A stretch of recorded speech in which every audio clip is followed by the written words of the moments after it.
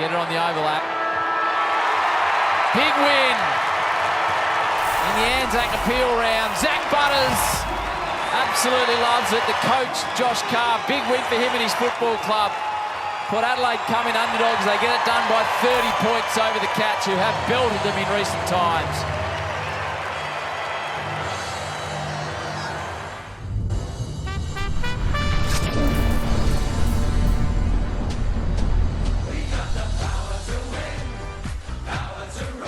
Alrighty, hello, good evening. Welcome to the CREEDCAST. This is your review show. Of course, a Port Adelaide FC podcast, and a very, very fun week to be doing this. Of course, recording here on Tuesday, the 28th of April, reviewing what was a surprisingly incredibly dominant effort by your Port Adelaide Footy Club on Anzac Day. The spirit of the day was very, very much evident in a Port Adelaide effort that was dominant, but it was a dominance built upon grit and effort, second efforts, everything that we're going to talk about in this episode. Of course, a 13-17, 95 to 10-5, 65 result. One that, if you look at X-Score analytics, was very, very much favourable to Geelong in the end, a 30-point win, but one that a lot of analytics said should have been maybe 50 points or so.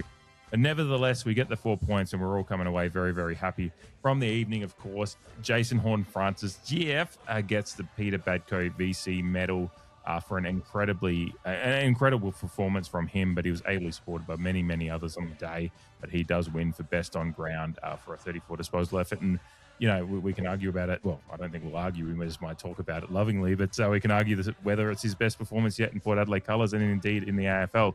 But Jamie, good evening. It was a special night for many reasons. We'll certainly talk about the Anzac reasons. I'm sure you have your own memories from the night as to what you were honouring as well. But good evening, mate. A very, very good night out there on Saturday evening on Anzac Day.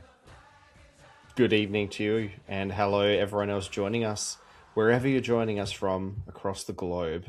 It was a very, very fun night, as you're well aware, on many fronts. The game was just sensational, and I don't have too many memories from Saturday night, as it were. Bits and pieces have come back to me in the days since after watching the replay a couple of times, but I'm definitely glad that we have access to replays because I definitely needed it. It was a fantastic night. Full marks, every box ticked as far as I'm concerned on a personal front, like you said. With our own celebrations on the hill, and from the team perspective, just filled with the utmost pride in my football club on the night and in the days since. That's just the simplest way that I can put it. Yeah, it's kind of what we've been looking for from a Port Adelaide Footy Club for a while, and this weird period we had last year with the transition period, and kind of just wanting to get into this era that we're now in, which is, you know, the Josh Carr coaching era, and wanting to see his stamp fully put onto the side. And we're starting to see that. We've been seeing little moments in the press or whatever it is, reports coming out about, you know, Josh Carr, you know, I think it was Jason horne-francis himself a week or two ago mentioned about like they're a little bit more licensed to just utilize your own skill and ingenuity on field and instinct a little bit. And then just the ethos of the second efforts and all those things and the game plan itself. We talked about after the Hawthorn game how nice it would have been for the group to get that win, just to have a signature win under their belt, and they get that this weekend against a side that, you know, you can argue the semantic about where Geelong might end up this year, and there is a lot of arguments about who they are as a team now, especially particularly in the wake of the result against us.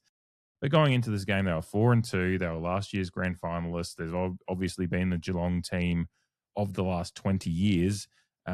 So, you know, there's all those things that go into it as well. And for this side to get that result against them, as dominant as it was, and we'll talk about the stats in a moment before we get into the lines. I think some of the stats as a general team thing are very, very important to look at here at the start. But I think just for the vibes and everything that we're building towards in this, it's still very, very early doors in the Josh Carr era. There's going to be ebbs and flows, of course, but they've gotten their signature result that they can kind of look at and pin to the board and say, this is what these efforts and these, little KPIs that you're hitting within the game. This is what this gets you, is a dominant performance against the Geelong Football Club. It certainly does a lot to change perspectives around the country as well. It's very interesting what can happen when we just keep our powder dry and keep our heads down and bums up and get to work. I like that connotation of a signature win because it does feel that way. It's kind of the culmination of a lot of hard work and persistence when at stages early in the season, us on the outside didn't really know what was going on, although you and I certainly signed up for change. We had those discussions, being patient and whatnot in a year of transition and talking rebuilds and the semantics around that. But all of a sudden, in the last 2.5 weeks, it goes to show that if you have a system that's well organized, you have some of the best players in the league within your side playing well, and you're playing as a 23-man unit, then no team is unbeatable when they come up against you, and being Port Adelaide, that is. And now it's kind of we're even more conflicted. Port Adelaide fans are more conflicted than they were beforehand with the notion of tanking for draft picks. Now we've had a taste of a couple of contenders, and I think we smell a bit of blood in the water, and we can't help ourselves at Port Adelaide, and I'm assuming, because it's kind of how I feel, that we're all wanting to just keep pushing on and see how far we can go with this invigorated game plan and invigorated team playing the way they have been, in particular on Saturday night, which was just a sensational spectacle and definitely something that we didn't expect. Although we had a brief discussion in the preview show, and thanks again for those guys and girls that tune in to the preview shows each week. We did have a short discussion about Geelong not quite clicking yet, although they had the results going in their favour. And while I think we still both tipped a single point margin with our hearts, our heads were still saying it was going to be quite, a sizable defeat. But in no way did we expect what had happened. And Geelong haven't been made to look that silly in a long time. And for me, again, talking on behalf of Port Adelaide fans, perhaps a little bit, beating the Cats is almost as good as beating the Crows for me. I don't know what your thoughts are. Maybe it's all the scars that Geelong Football Club have left, particularly like me in my football watching life, from 2007 to now. We've generally not come up trumps when it comes to Geelong, and there's just something about it. I'm not sure what it is, but it's always very satisfying to beat the Cats. Like I said, almost as good as a win against the Crows for mine. And particularly when you dominate them like we did. The scoreboard doesn't reflect it, like you said, but when you dominate them, it's just, bathe me in it. Yeah. Just wash me in the glow of this victory.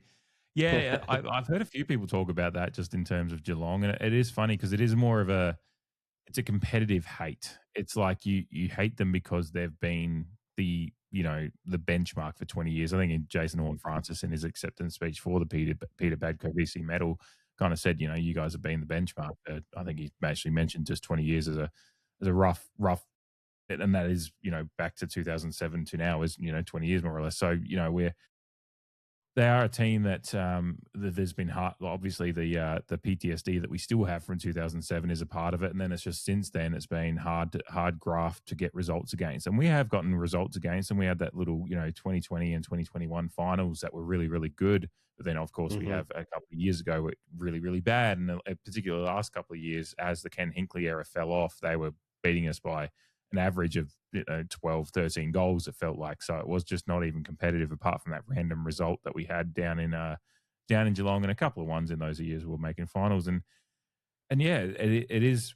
I think the Crows won, and we're going to talk about rivalry later in the week for sure. But that's just one that's built off of in-state actual hate and one city, two teams kind of stuff. And but Geelong's genuinely a bit of a hate for what they've, a begrudging hate because, you respect what they've built, but you're also like, well, they've got farms and cotton on and all that fucking shit down there. So it's not exactly fair either. And you just kind of like, there's all sorts of reasons. So when you beat them, it is a begrudging respect to them. There is also, it's just like, yeah, we've beat that team. And particularly, as I said, rounding back to kind of how it started, it's because this side is so young.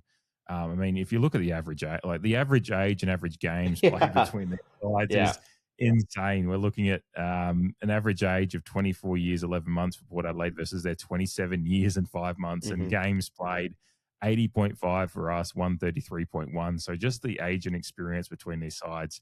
I mean, we had 10 players with less than 50 games on the field versus Geelong's 4, and then it just peters out, goes throughout. But that's a massive amount of players on field to have played less than that. And a lot of those players played well. I'm sure we'll talk about them when we get into And we were shorter on average than them.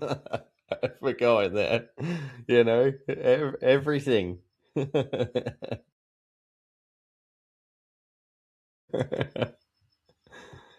close enough.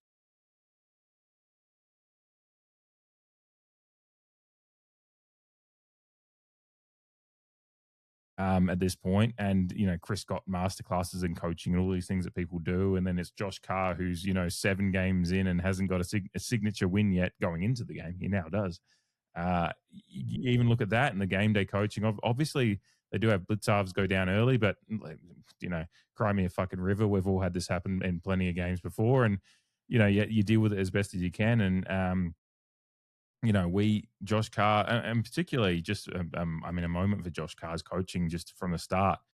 We start rough. Obviously, it did start quite ominous. The stadium was pumping at the start of the game. Never Terrace Park was a great one. There's 41,000, I think, was in the outs crowd. It was a good crowd.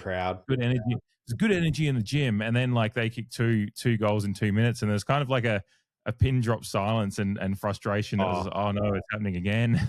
I don't know if you could. You probably saw me. I don't know if you were looking at me standing in front of you, but I was just quietly shaking my head. After the second goal, I was just like, "Fucking hell! Here we go again." And then furthermore, to kick 3 goals to I think our one behind at one stage. It looked very ominous early. Yeah. But, Josh Carr, Jordan Sweet who ends up having a great game. And again, we'll get to it. But a little bit of a rough start in the middle. He gets put to the bench, and there's a real robust discussion. It's shown, I don't know when, I have it in my notes, shown in the break after a goal, I think in the first quarter there. It was, I think, it's about 6 minutes into the first quarter. Josh Carr, you just see him having a quite robust discussion with Jordan Sweet on the bench, and it was probably it's just a little bit of reinforcement, just get back to your work kind of stuff. And from that point on, so there's Josh Carr recognizing kind of the things just a little bit. Maybe he's just again a slow start, and he's recognized it quickly, and has tried to take people off, get discussions into people, change the mindset a little bit quickly, reset within the first quarter, not just at quarter time, because sometimes you have the commentators will say coach would just be wanting to get to quarter time to talk to his troops, and Josh Carr takes the opportunities with the rotations within the game to do that, and we're able to reset 6-7 minutes into the first quarter, and even after those first couple of goals, we actually do start god damn it, 6-7, we're able to reset within the quarter and actually end up dominating by 2/3 of the way through the quarter. Yeah. 16 or 17 minutes into the quarter. We're dominating the proceedings, even if we're not putting it on the scoreboard quite yet, but we're dominating proceedings pretty quickly. And I think it's a real feather in the cap for Josh Carr is his coaching in the early moments of that game. Absolutely. And I don't know if it's just recency bias, but I feel like we were seeing Josh Carr a lot more vocal and that conversational aspect to those players on rotation. Again, he may it may be no more or less than what he usually has, but I feel like we were seeing it more in replay, like on the telecast, that is, of course. And yeah, but maybe it's just all, again, the culmination of everything starting to click, like and that reinforcement, like you said, a bit has been made about that conversation with Jordan Sweet, maybe taken in the wrong way, but I think it was just a genuine, robust, like, take a break, get back into it, and fucking dominate these cunts, basically. Excuse my language. Clearly fucking But worked, I right? did, but yeah, absolutely. And we'll bloody talk about Jordan Sweet, that's for bloody sure. But I did like that they pulled that trigger early. They went, nah, enough of that. Went to Viz, changed the dynamic. It gave Geelong something else to think about, instead of letting them settle into a flow. And it seemed to work. Like you said, we fucking dominated that first quarter. From 2 goals, we'd actually kicked a goal back. So it was 3 goals to 1 goal at one point in the first half of that first quarter. But we finished the quarter kicking 3 goals on the trot with some behinds around that. Mitch Georgiades kicks 2 goals, 4 in that quarter alone. Just ridiculous how our fortunes changed in the blink of an eye, it seemed. And you're just watching the scoring shots go up as the game progresses, and Geelong just stagnant in their attacking prowess, if you want to put it that way. It was, I mean, and a lot of credit does go to Josh Carr because he is the head coach. But like we mentioned, when it was decided by him that he would coach from the bench, it's made really easy when you have a Stuart Dew in the coach's box. So, the coaching team as a whole should take credit. But Josh Carr, the figurehead, he'll be enjoying that. His ethos is starting to produce performances like this. Yeah. Yeah, and it's a great point to bring up Stewie Jew as well, and it was great kind of scenes as you're watching the celebration as the song's playing at the end of the game on the replay. Stewie Jew, lots of dap ups of players, and obviously Carr and him, but Jew looked really, really stoked, and you can just see they're seeing the reward for effort, which is really, really good to see from the coaches, and there's a real buy-in from everyone, and the connectivity between the team at the back end of the game was really, really good to see. And just to kind of really hammer home how much that change, how much of a change happened from that first quarter through to the end of the game. I think the centre clearances in the first quarter were 6-1 Geelong's way, and then I think just 3 minutes into the second quarter, I noted when they brought it up on the replay on the little klaxon down the bottom, clearances total was 16-7 to Geelong 3 minutes into the second quarter. We were starting to kind of get some dominance in the game, but we still weren't getting the clearance dominance. But then by the end of the game, and just to repeat, it was 6-1 Geelong in centre and 17-6 total clearance. By the end of the game, we're up 46-28 in total clearances, and it's 16-8 from the centre. So more or less, Geelong only win a couple more centre clearances for the rest of the game from the first quarter, while we're just fucking ripping it out of the middle. No matter, Butters starts working out the tag. Doesn't like, it's not like the scintillating Butters game. It's actually a really fucking good Butters game, and we'll talk about it. But the way he works out his tag and works out the blocking and the screening and the space for working with his other midfielders, and we just absolutely dominate from center. And then we get a fairly good stoppage 30-20 win there as well. So that coaching change and just that reset, and it's not even a change. I think they still stuck to kind of a plan they had. They just kind of, like Josh Carr was able to just settle their minds a little bit through those first few minutes and get people just to start working and grinding the gears. And football's a grind. You've sometimes got to work your way into a game. But we had the dominance from stopping them from their transition game versus our transition game. I think at one point in the second quarter, there was a stat that rebound 50 to forward 50 to inside 50 entries was 50% for us, while only 5% for Geelong. So they're just basically not getting from their defensive half to their forward half, while we're doing it with semi-regularity and doing it pretty decisively as well. There's just a lot of areas that we're able to settle that dominance pretty quickly. And then obviously as the half wore on, I mean, again, goal kicking is the only reason that the game was still a game, probably at 3/4 time, right? Like that's if we for sure. That quarter we absolutely dominated them. They only had what 3 scoring shots for the quarter, Geelong, to our what's that 9, and we kicked 2 goals, 7. Oh, 2 goals, 7 to 1 goal, yeah. 2. And at one point it was 1 goal, 6-0, and then I think they go forward and they get a stoppage that Shannon Neal just beats Vicentini and rips it out of the ruck and snaps it. And I think at that point I think we're all on the hill kind of going, oh no, they're just going to do one of these ones where they just get limited opportunity, but they finish better, and then they somehow come back to win. But I mean, to be fair, really, really credit our team. We didn't let any of that get to us. It just was like, just go back to work. Like the rep, and when you're watching it back in hindsight, and even on the night, it actually felt relatively comfortable the whole time. Like if we let Geelong get back within single digits, maybe I'd start really stressing out. But and to be fair, I was a little bit nervous for a little period there at the back end of the third quarter when we just hadn't franked that dominance with the scoreboard pressure. But we did just keep backing in our process because we could kind of, and in hindsight, it's even easier to see, is just that we knew, and, watching the replay on TV, you just can see that we had the dominance. It's just like, keep going to work. And, that goes with the coaching and kind of the symbiosis that's going on with this top side, that everyone's on the same page a little bit, and knew that just keep going to work and you'll get the result. And it did. And to be fair, in the third quarter, the fourth quarter, we kicked 4 goals too to finally break the back. It's a great characteristic to have, of just going to work and remaining calm when the opponent inevitably scores, because it is going to happen.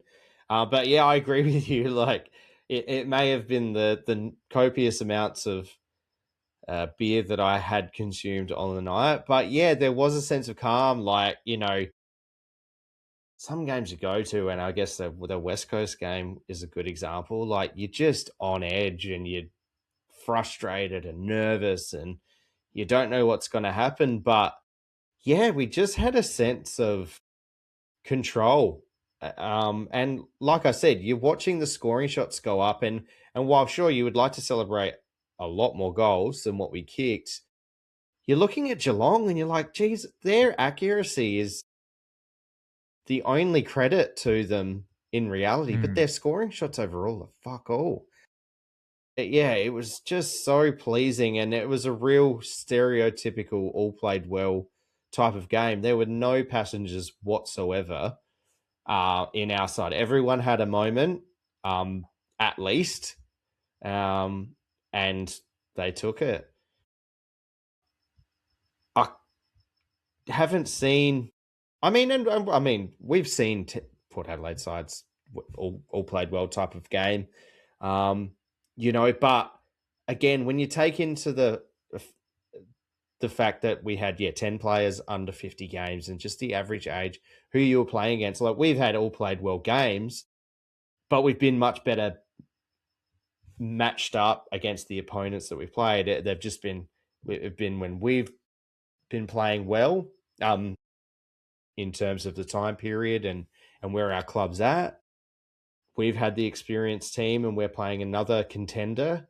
We've had plenty of those games, but it's when the likes of Josh Lai and, Logan Evans and players like that at the bottom rung of your team on the day are all sticking to task, having their highlight moments, crossing the T's and dotting their I's when necessary, and it just flows up from there. A dominance like that, again, it has you salivating, and now the sky seems like the limit in regards to what we can do for the rest of the season. All of a sudden, there's a couple of guys with a 1 week on the injury list, and we're going, oh, what can happen? But to get back to the game, yeah, the midfield mix looked delicious. And I don't know, we're kind of bouncing around a little bit, but perhaps we should key in on particular line and get into that.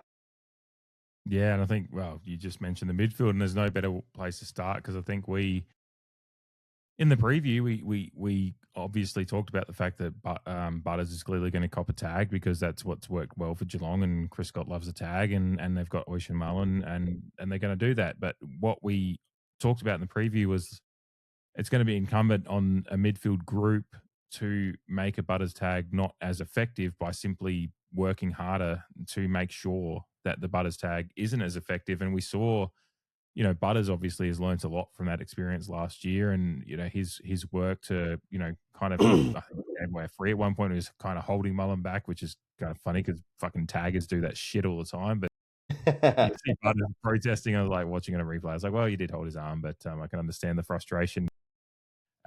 We have Ollie Wines go to work. Willem Drew has 8 clearances in the game, and obviously Jason Horne-Francis and CBA announcement Claxon, but Butters is 96% of CBAs. Jason Horne-Francis is second best for Port Adelaide at 70%. So I'm getting my wish the last couple of weeks. He's well north of 50% now.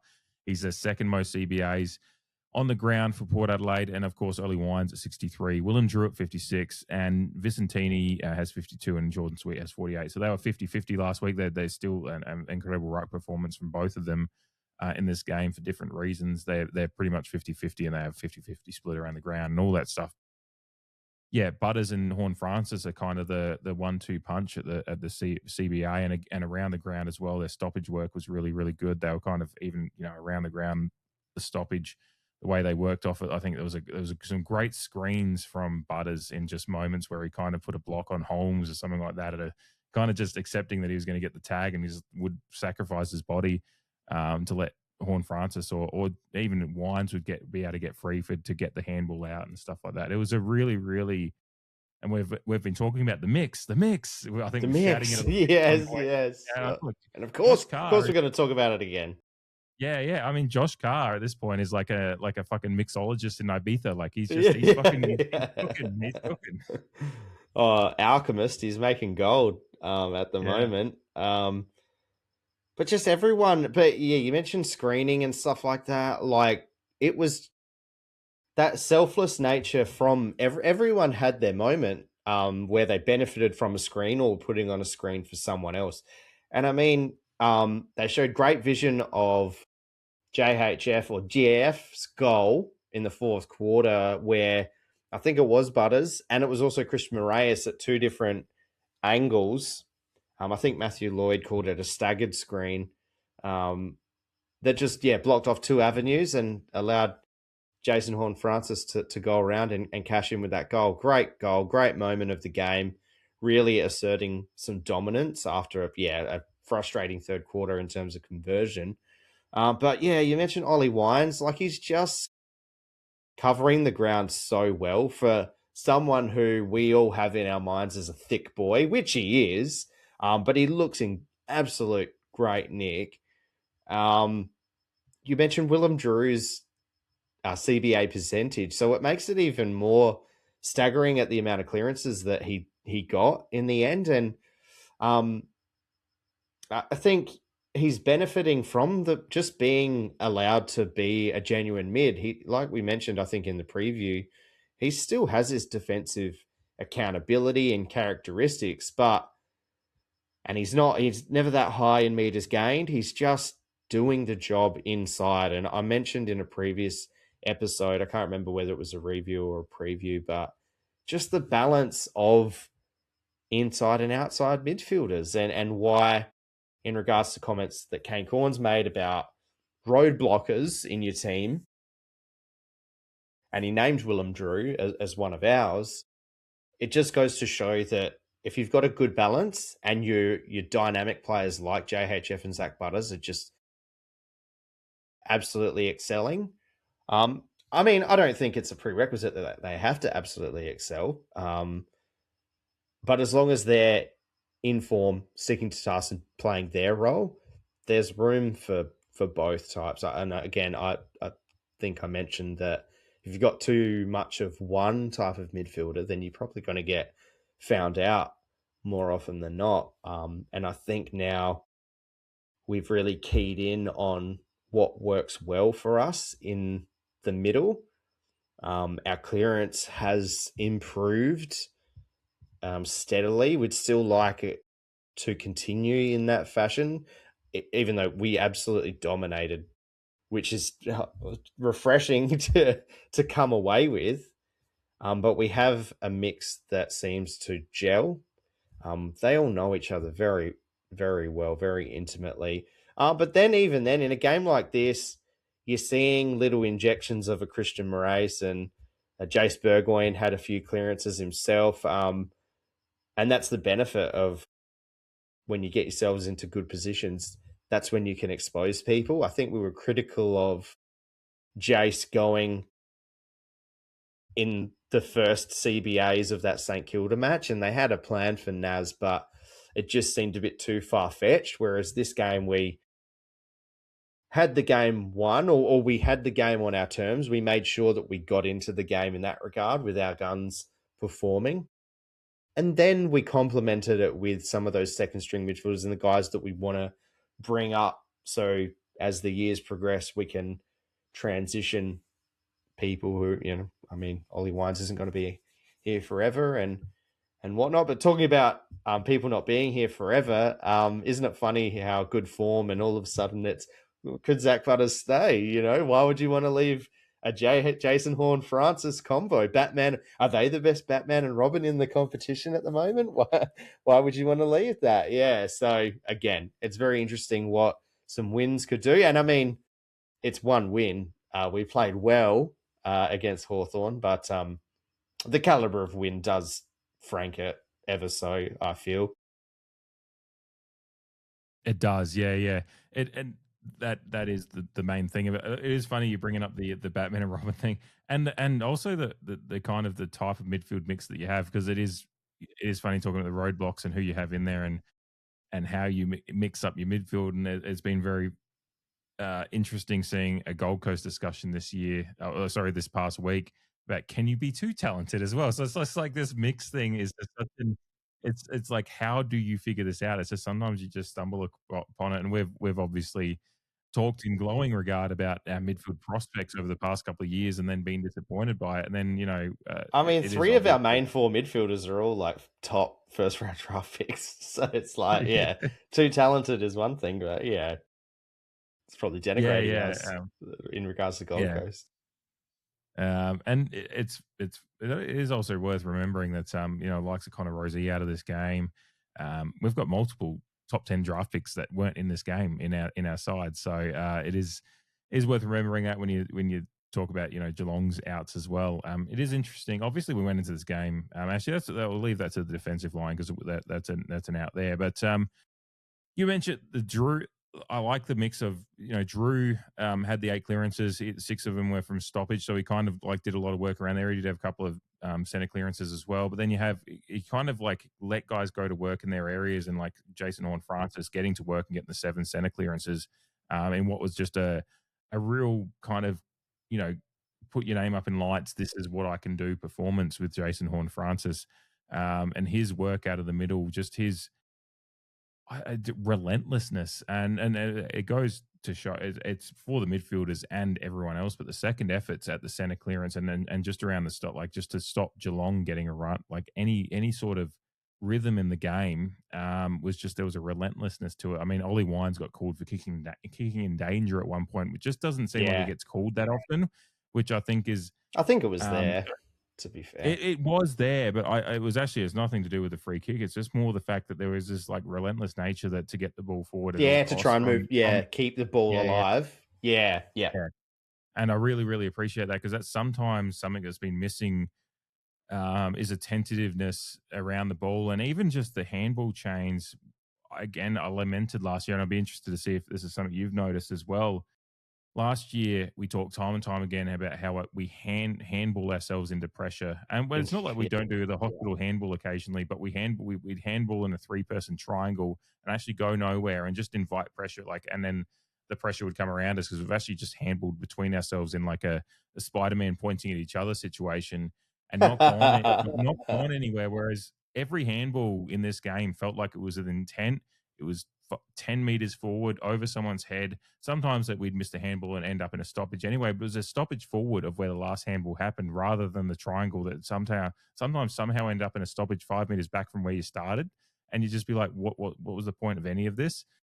There's an intent with the midfield group, and I'm glad you brought up Christian Moraes as well, because he was very, very much involved in a lot of this, was the handballs, the handball change through the middle or down the wing, wherever it was. It was just the handballs were forward handballs.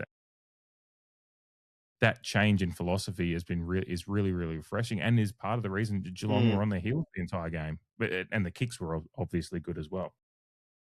Yeah, isn't it funny lamenting our abhorrent skills in the game against West Coast and Richmond, and perhaps it just came down to a bit of mental noise about processes and where to go from wherever that player is on the field.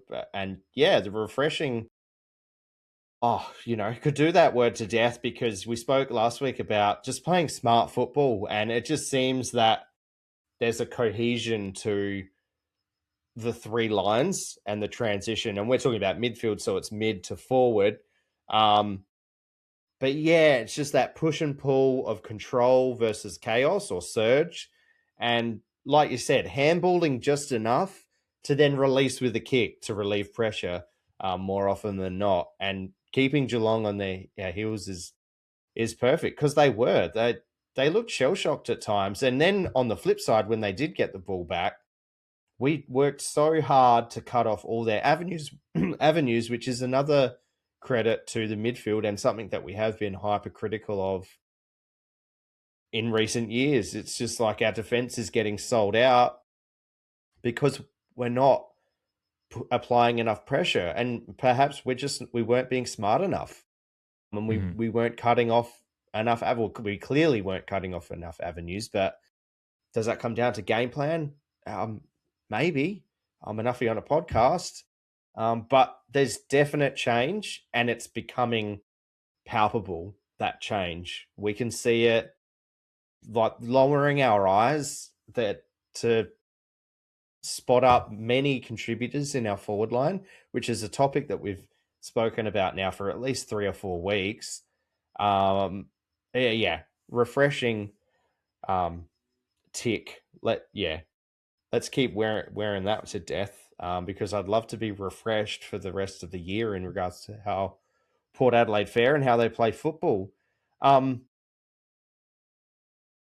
Just outside of the stoppage, slightly, I think it's worth noting that we mentioned Ollie Dempsey in the preview and how damaging he can be, because he generally gets loose and provides another scoring opportunity for Geelong, and a Geelong forward line that we said was full of match winners. And I think it's funny that in reflection, I think some people, I think it's David King actually, is kind of going like, is Geelong's forward line, they got some question marks, and it's just like, all right, we're focusing that, are we? But just some flowers for Jacob Ware, because his game will largely go unnoticed. And I think it's a really good example of a defensive wing versus our attacking wing. We're obviously giving Ewan McKinlay a bit more rope to be a bit more creative. But someone mentioned this on social media, and I hadn't picked up on it until they mentioned it. But Jacob Ware drilled down on Ollie Dempsey and kept Dempsey to 14 disposals for the game. And if you go back and watch the game now, you can see at stages the frustration on his face. Perhaps just that, overall, the game isn't going in his team's favour. But just perhaps that he's not having a game that he would necessarily like. And, again, Jacob Ware ends up with 12 disposals, went at 83% and had his 200 metres gain. A true role player's game, but Dempsey being a magnet to put a circle around, because what he can. I think in both of our games last year, particularly the home game, it was almost like he was playing on his own field and had his own football, Ollie Dempsey, when they played at Adelaide Oval. I think he kicked at least 3 goals by just running around on his own and coming around the back of the contest and roaming forwards. Credit to Jacob Ware. I think McKinlay, again, impacted the game as well. I think perhaps the Hawthorn, the 2 goals helps you kind of put forward your best game. That was against Hawthorn. But I don't think he performed too far below that standard in this game. But yeah, just wanted to give flowers to Jacob Ware for his defensive performance on Ollie Dempsey, because it just really cut off a damaging avenue for Geelong. Yeah, I mean, he's one of the most damaging goal-scoring wings in the entire competition.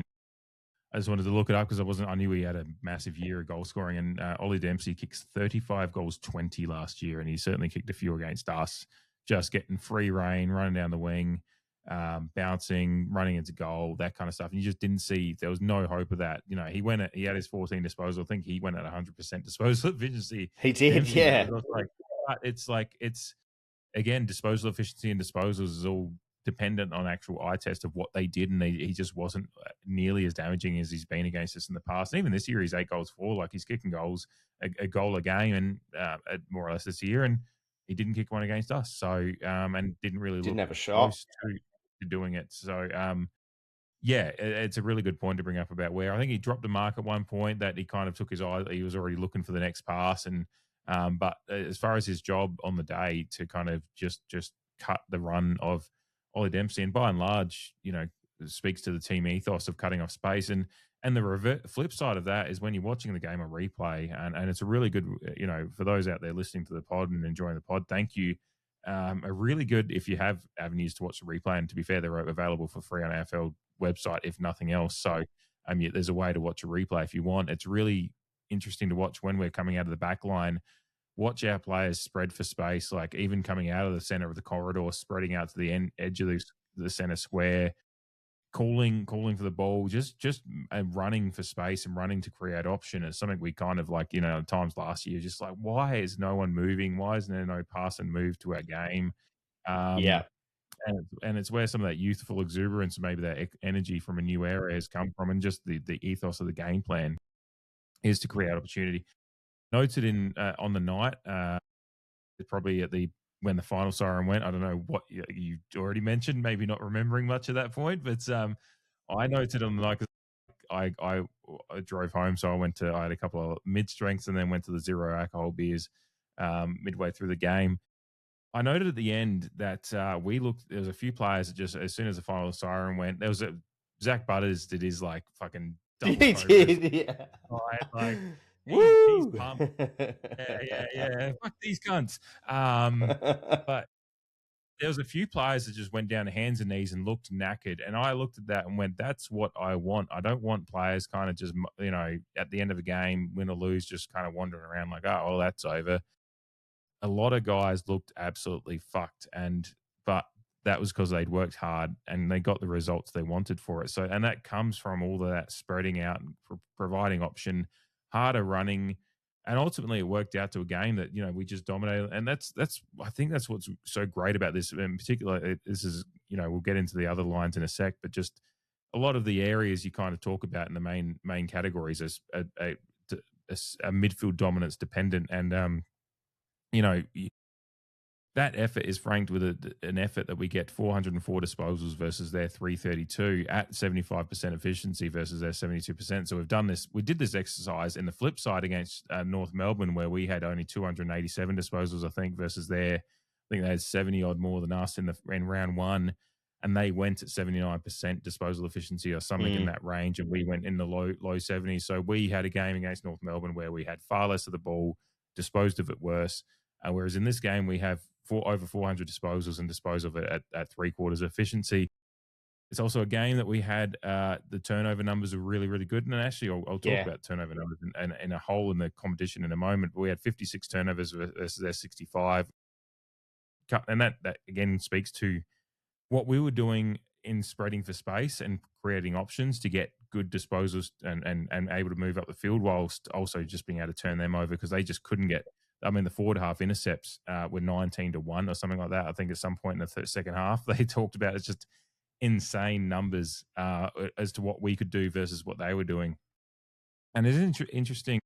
Just a little snippet I found just because I wanted to know where our turnover numbers last year were versus this year. And in 2025, we were second worst in the competition at turnover, 66.1 turnovers a game. That was second worst in the competition across 2025. Adelaide were actually first. So there is a notion that if you're brave with the ball and play in a way, you're going to turn the ball over, but you will be. But, Adelaide were first for turnovers. We were second and they finished top and we finished well down the ladder. So, but second worst in the competition for turnovers last year. This year, we are fourth best for turnover. So we're only averaging a couple turnovers less a game, but in the competition, the turnover numbers have actually gone up with Sydney. Again, Sydney top of the ladder, they're at 72 turnovers a game. So there is a notion to that, but in the spectrum of the game we're playing, we're better with the ball. You mentioned it, eyes down, inside 50 entries. I think we took 17 marks inside 50 in this game, fucking 10 of them for Georgiades probably.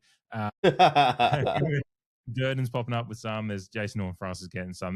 We're taking marks inside 50 because their eyes are down, and we're finding the opportunity, and then with the switch of play and all that stuff. So I just wanted to note that because I think, and I think the clanger numbers are similar. I haven't actually got them up here. I was looking at them earlier too, and just the stupid clanger numbers that we were pretty high on last year. I think that's flipped a little bit too, that we're lower this year on clangers as well. So that again goes down to the eyes down.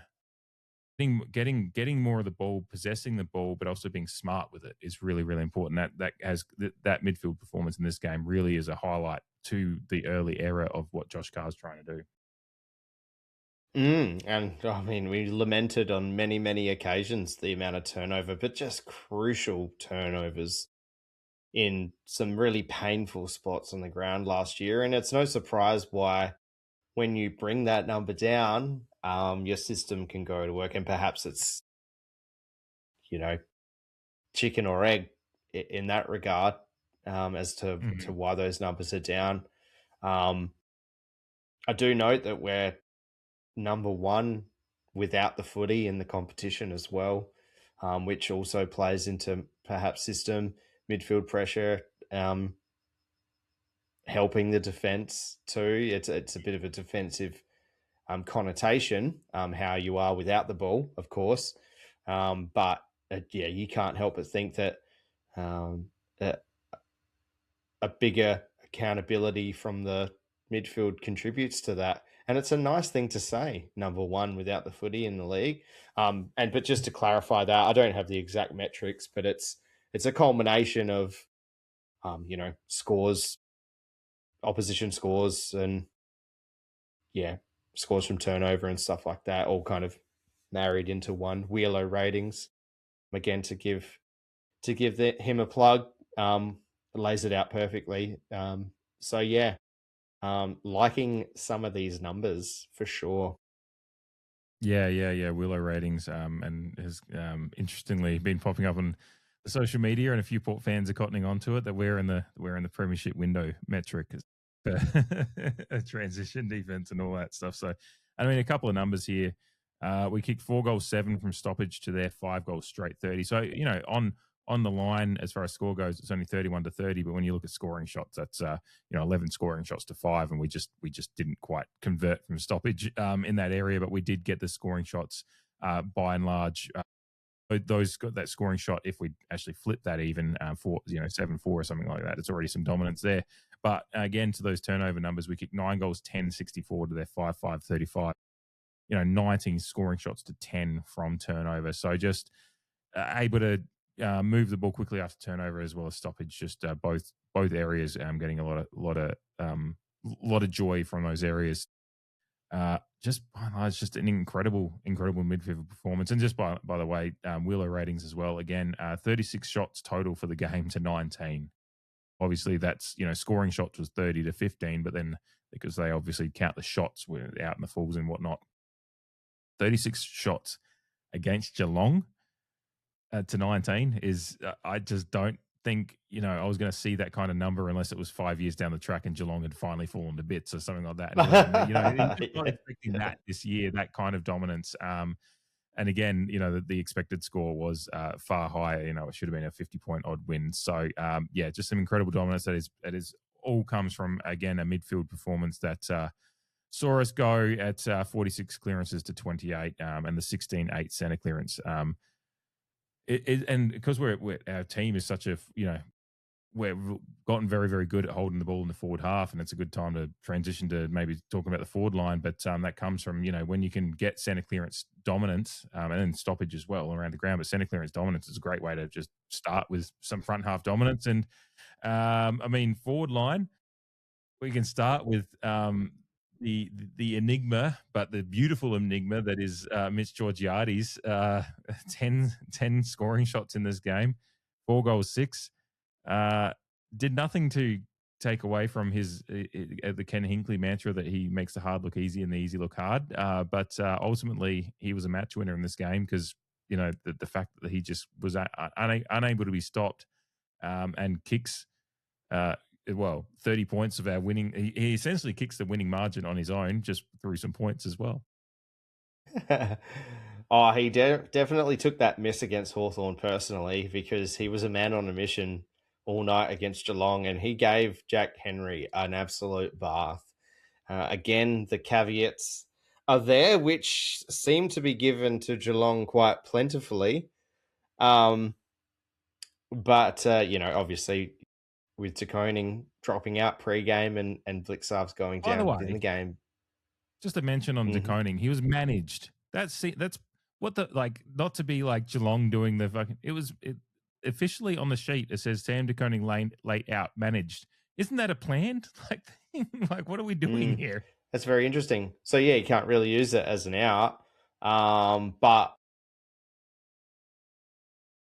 Ball don't lie, and George, yeah, they had no answers for him, and some of the vision is quite damning as well. But it does also come down to Mitch Georgiades' work rate. He just works defenders over from go to woe.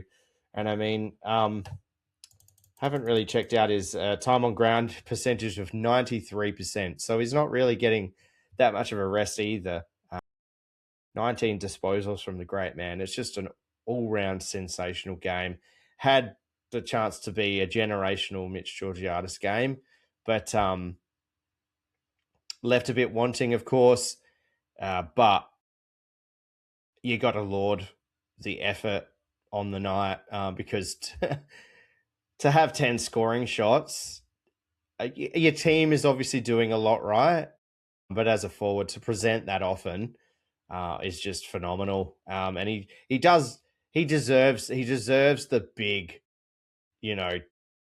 put your name up in lights across the AFL competition game.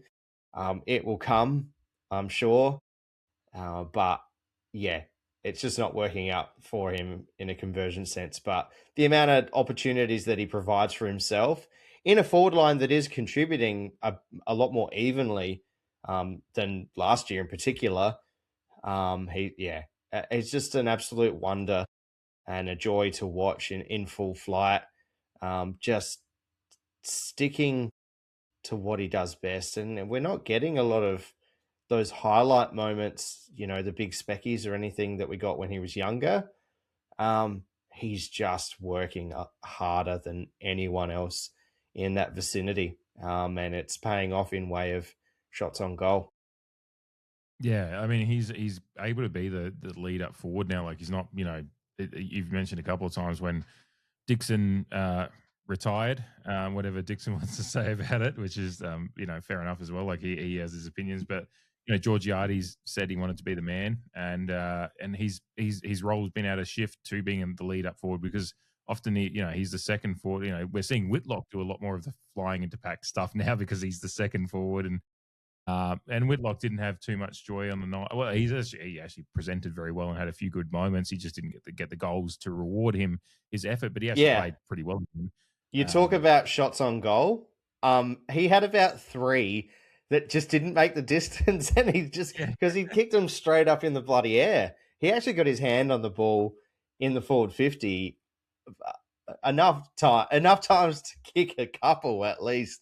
But yeah, just one of those nights where he was kicking it straight up in a chimney. But like you said, he presented well, and you know, shit happens. It's good that he's still presenting a threat, and getting those shots on goal. But because I was going to mention, when you mentioned shots on goal, yeah, there's the out in the falls, but I think there was 3 or 4 that were Jack Whitlock's that were shots on goal, but then marked 5 to 10 meters out from goal because they didn't make the distance. So unlucky for the young man, but performing a really good key position partnership with Georgiadis, and then when you add in a resting ruckman to throw the balance off in way of the opposition defence, that type aspect of our forward structure is kind of clicking a bit more as well when you're just talking about the tools, which is nice. Haven't really spoken about the dual ruck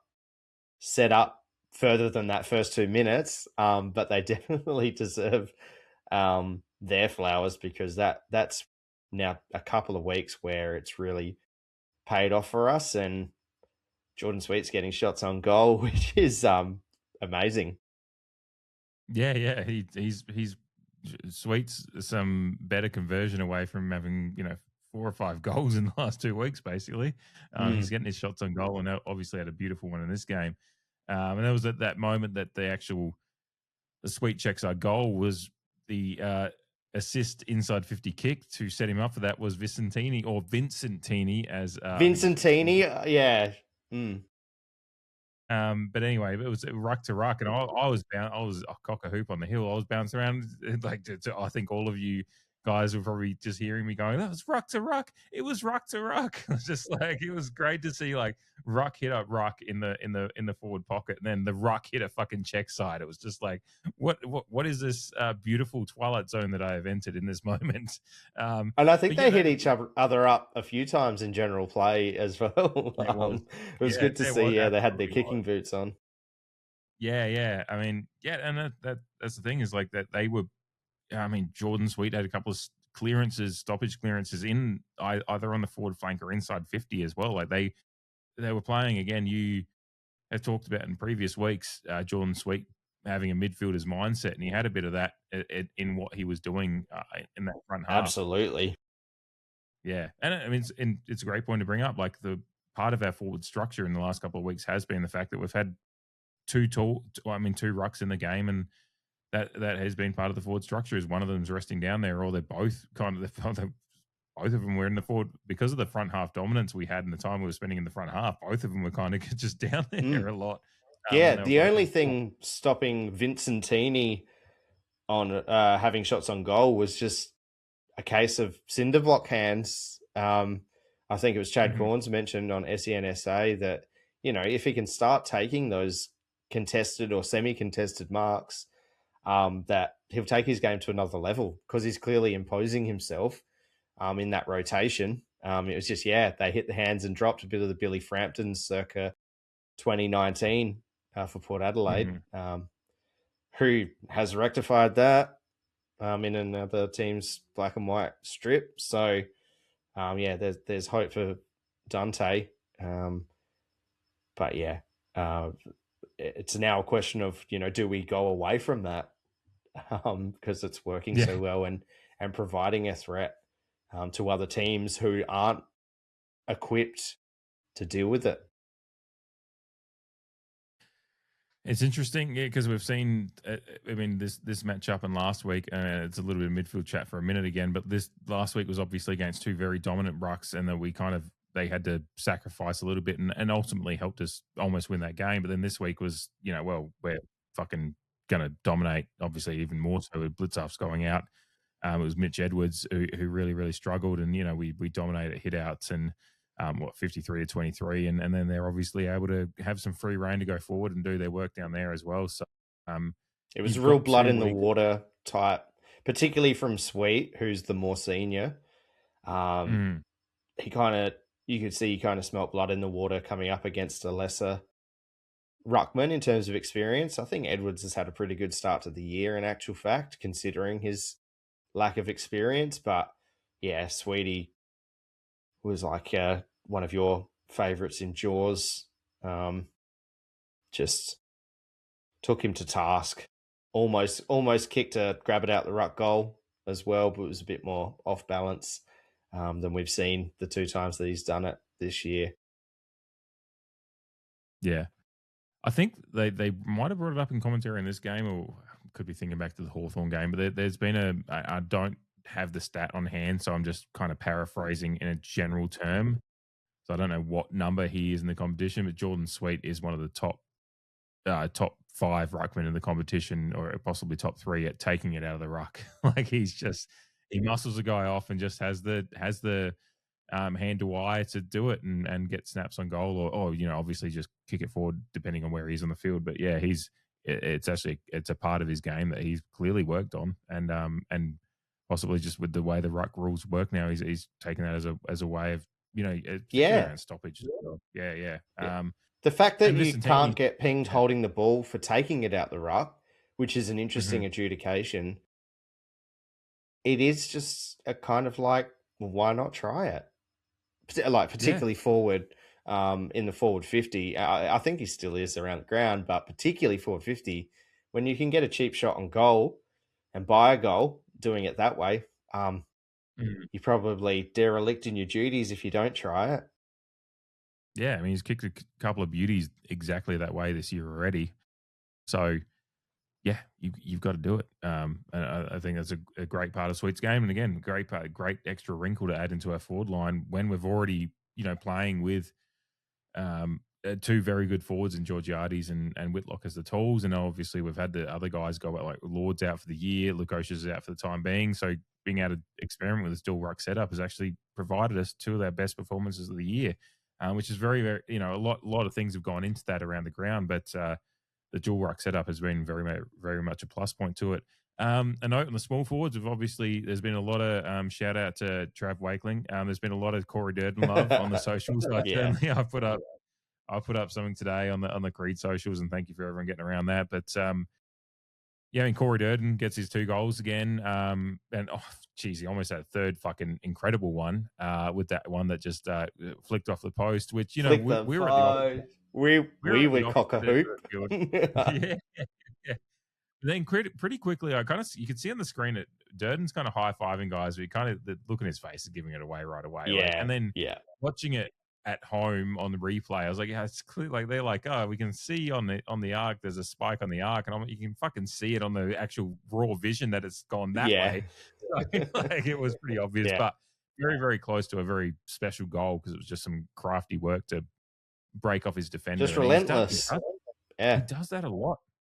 He's really, really good at reading the flight of the ball and actually just muscle and like working his defender under the ball and the like his first goal that he does kick where I can't remember who his direct opponent was, but it came from Murray's kicking, getting it to Berry, who then Berry puts one over the top that kind of goes over behind. I think the commentators are like, oh, not the greatest kick from Berry, but I think Berry was actually intending for it to be because he knew pop it over, just chipped it. Was going to.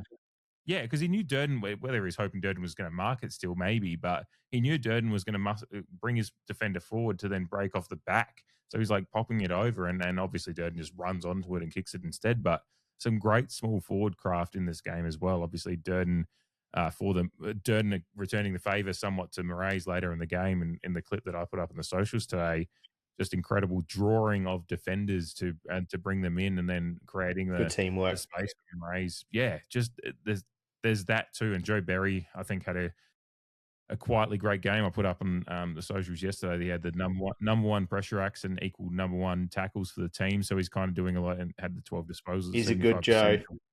He's a good Joe. Hello, handsome.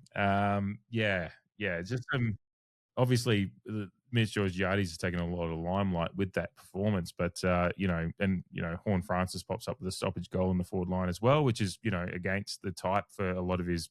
Yeah, both him and there's that connection with Naz with both him and Jace doing the celebration. It's both in this game. I love it. It's very, very good. Yeah, I love it. What Naz 2028, whatever it is. Yeah. I'm going to be such a hypocrite when I'm like, don't talk about Butters. And I'm like, Naz 2028. Anyway. Yeah. I am openly owning it, and I won't do it too much, but it is interesting. It's cute when I do it. Yeah, exactly. Yeah, it's hello human resources. Yeah, you get some. There's no bags in this game apart from obviously Mitch Georgiades and Durden kicks too. The rest it's all single goal scorers, but there's ably supported stuff around there, and obviously there would have been a lot more multiple goal scorers if they'd kicked straight. A lot of scoring shots and a lot of points and whatnot, and yeah, a very very well functioning, dangerous forward line. Yeah, it was a good night for highlights too. Like we got the Kane Farrell 7-iron from 60 meters, and we got a Miles Bergman off the back of some great team play around the body. So I mean, JHF's goal was sensational, of course. Miraz's team goal. There's a lot of good teamwork that led to goals in this game. But yeah, I think Joe Richards is still not still contributing. He is contributing like we want him to, and he's managing to hit the scoreboard. At times last year, it was not feast or famine, but it was nothing or ones. And he's kicked the one goal, but I think he's doing a lot more around the ground as well. There's so often that you see either him or Berry at a halfback flank just being the connector piece, again, leaving the forward line a bit more open for our keys to flourish. So they're doing a lot of kilometers. Good Joes in our team. I love it. They look like a good Joe. And shout out to Anna de Armas, just one of the more beautiful people in Hollywood. I've forgotten where I was going with that, actually. Yeah. I'm just thinking about Joy, Blade Runner 2049. Watch it if you haven't. It's underrated. Great movie. Yeah, the connective tissue piece is very, very important to those guys' kind of efforts on the ground, whether it be Joe Berry, Joe Richards. Murray's was very, very much connective piece, but also very, very highlight worthy at times in the game. But that's where this game was like a lot of the wins in this game are the connective pieces of those. And I mean, as we anything more on the forward line, of course, go for it. But maybe as we transition to the defense, there's some connective piece stuff there as well, because we obviously get. Lear has a pretty good game. It's a tough matchup against, like, we've got Patrick Dangerfield, Shannon Neal, Jeremy Cameron, who in hindsight was actually really, like, even on his first marking attempt, you see him get up and he's that arm from the grand final was still stinging him. So somewhat hampered, but he still kicks his three, and obviously he kicked fucking 10 goals last week, so he's not too he can't have too many excuses. He's getting put out in the field and he's playing games. So we can only match up against who we can. Connective pieces of, like, the Lockie Jones, Kane Farrell obviously as well. We've already mentioned him, but Lockie Jones, Logan Evans. We'll talk about Alir again, but, like, to continue on the connective pieces part, Lockie Jones great, Logan Evans great, Jace Burgoyne great. Like, the rebound out of the defensive 50 from those guys. Again, some of the can't play five in there. The can't play five. Oh, Jamie's fucking Tom Hanks in That Thing You Do, just the band manager of the Can't Play Five. And just love great movie. Another great movie, and not one that a lot of people would remember. Doing that thing you do. I love that movie. I haven't seen it in a very long time. It's a banger of a song too. I fucking love the song. One of the best like fictional bands. Yeah. I mean, we've already mentioned Jacob Ware out of the Can't Play Five, so and McKinley to an extent. But yeah, the other three are more defensive ended. But I love that graphic that the Port Social team put out, basically of every defender on the day, and they all had a key statistic that they excelled in, whether it be intercept possession or meters gained or disposal efficiency or something like, or marks. Each defender. And yeah, when you sit back and think about it, our defense couldn't have played any better, and it's no surprise how good they can play when the midfield is doing the job, which we've been asking for for so long now.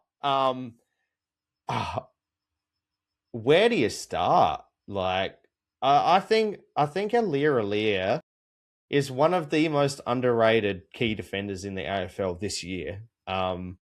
He is not getting the plaudits that he deserves at being a general in a back line that in more recent weeks have shored itself up with DBJ going back there and doing the thing that he has actually done for most of his career. Miles Bergman obviously lifting in form. But yeah, you've got Eli who's young, Logan Evans who's going through there. And I mean, like, Kane Farrell's experienced. So they have talk about the midfield mix and balance. The defense is looking really balanced at the moment. We've got some power. We've got some marking ability. Obviously, the defensive accountability. But just to go back on Alir, I think he's marshalling those troops as well as anyone in the competition. And I mean, to finish with 11 marks, 4 of them intercepts, and he's played 100% time on ground and disposed of the ball at 100% efficiency from his 16 disposals. Like, if he keeps playing like this, he surely has to be in conversations of all Australian squad. Whether it be first team, I don't know, because there are some bloody good defenders in the competition. Like, granted, there are. But Alir, considering where the team is at, particularly in the first month, and how it's performed over the last few weeks, just sensational. Just sensational from Alir. Mm-hmm.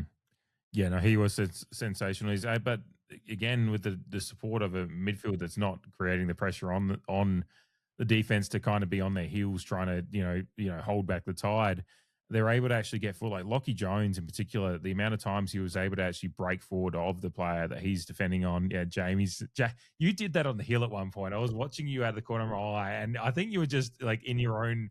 Yeah, happened a few times. Little, yeah, throw down little motions, like just as Lockie Jones did, running down the another seam. Great thing. And he had these moments where he recognized that he could just break forward of Jeremy Cameron, who is often on, or whoever, and just actually take the ball on the bounce and actually take the ball pretty cleanly at times, and then either range a kick forward or often a nice just little handball forward, and there was a couple of score launches that he had in particular that ended up in scores that quickly transitioned down to the forward line for a goal. I think pretty sure off memory he had at least 2 goals that score launches that ended up in goals relatively quickly based on him just breaking out, disrupting the Geelong attack and actually taking the ball and launching the ball forward for us. And Leah had the 6 1%ers, and which was best on field. It was second best on field behind Lockie Jones, who had the 8 1%ers. So both of them were just doing the little things as well as some of the big things. Yeah. And so Lockie Jones essentially had to take over the mantle of being the second big. And now's the time to mention it. Todd Marshall was a late out, and he wasn't managed. He had fucking gastro. He was ill. Yeah, exactly. Not like fucking Sam De Koning, who is a late out for being managed again. What the fuck that is, I don't know. But yeah, Lockie Jones essentially has to take over the mantle of being the second big, because there's no one else apart from Alir, more or less, down there. Because we brought in Jack Watkins, shout out to Jack Watkins, who played fucking Sandful on Friday night and then came in and played a tough match against Geelong on Saturday night. And even the Sandful, I think, listening to Kimbo and the Rooch. Kimbo and the Chad. Kimbo and Strong. Jack Watkins was actually meant to play somewhat managed minutes at the parade on Friday night, but they had their own issues injury-wise in the game. Yeah. Maggie's game against Nord, which they lost sadly, but played some decent foot. They've been ahead at halftime the last couple of weeks and then just dropped away in the second half, and injuries played their part. But yeah, Watkins actually had to play more on Friday night than intended because of injury, and he gets the late call up because I think Joe Richards on Kimbo and the Chad said that Todd went down Saturday lunchtime with gastro, so it was very, very late. And Watkins comes in and plays. So yeah, we didn't go like for like, and the replacement for Marshall goes out, and we bring in another mid. So yeah, Lockie Jones has to probably take over as second defense more or less, and plays incredibly well. And we really don't, Patrick Dangerfield is basically not there apart from the first fucking minute. Shannon Neal has his moments. Oh, the memes to come out of that in regards to Patrick Dangerfield. Peace out. Yeah, and then vanishing. Yeah. Oh, visual mediums and whatnot. Audio-based podcast, but yeah, I hope the good people listening have seen some of that action in regards to Patrick Dangerfield just going missing after kicking his one goal. Yeah, he was. It is actually funny watching the replay and watching the commentary teams as they're focusing on Dangerfield. They're like, maybe they need to just throw him in the middle. Like they're just like spent like a solid minute just talking about how do we get Dangerfield into the game. It's not a bad shout, really. It's actually incredible they didn't try. Beggars belief that they didn't. Considering the fact that we were dominating in the middle as well, it's just like, well, you're not getting him the ball up forward. He's been a generational Brownlow medal winning midfielder in the past. Like he's probably got it in him to do a fucking like a short shift, so to speak, in the middle, just to try to switch momentum a little bit. Is a curious part about this game in a way that the way Geelong just kept on. I think whether Chris Scott was just in disbelief that we were doing this to them, I'm not sure. He looked in disbelief for large portions of this game, and then sat in his ass for ages after the final siren went off. Yeah.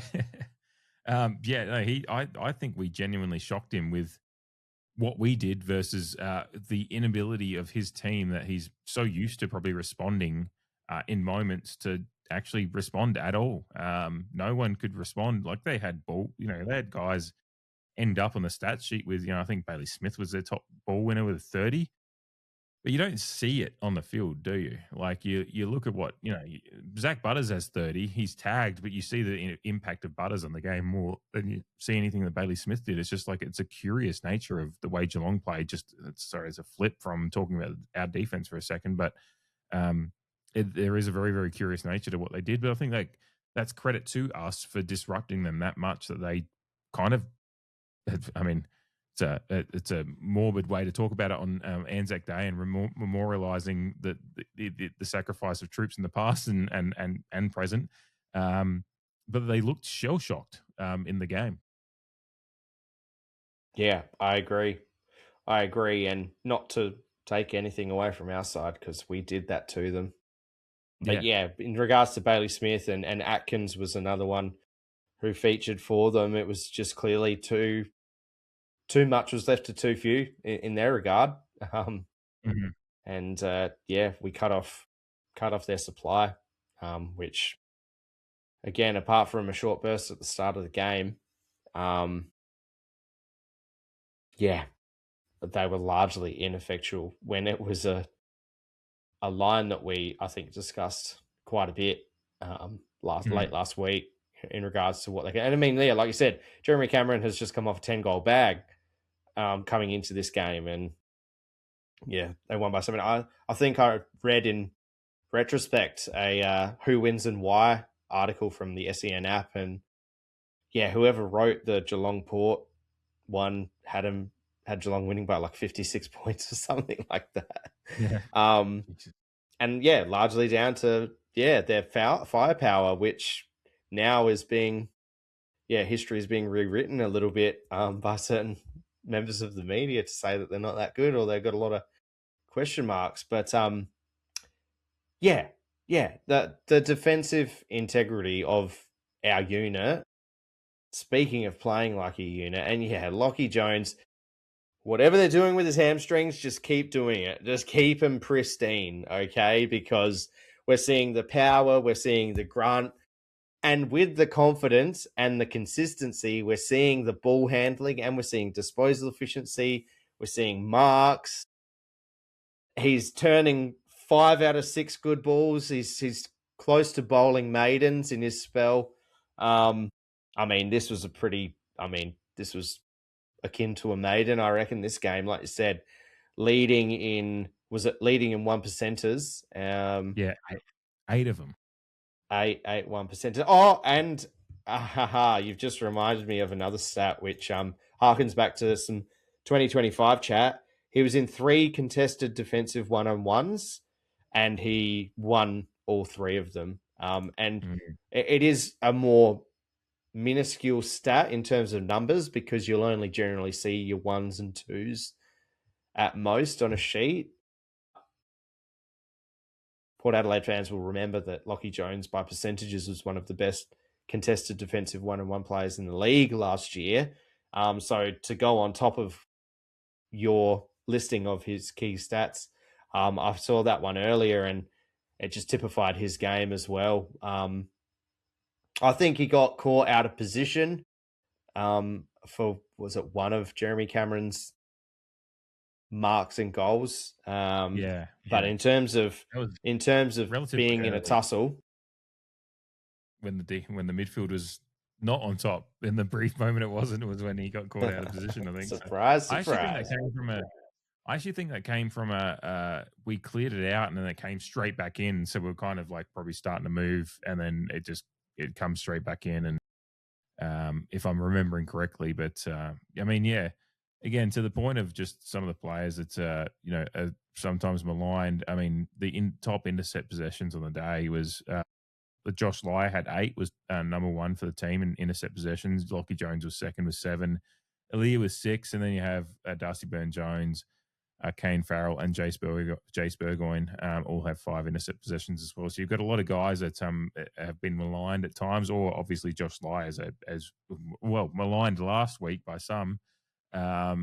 Just intercepting well, and Lye had good progression game from Lye. Yeah. Good progression, bounce back game, whatever you want to class it as. Great, it's another step forward. Great response to some undeserved heat. I mean, he deserved internal constructive criticism from the side, which was surely going to come.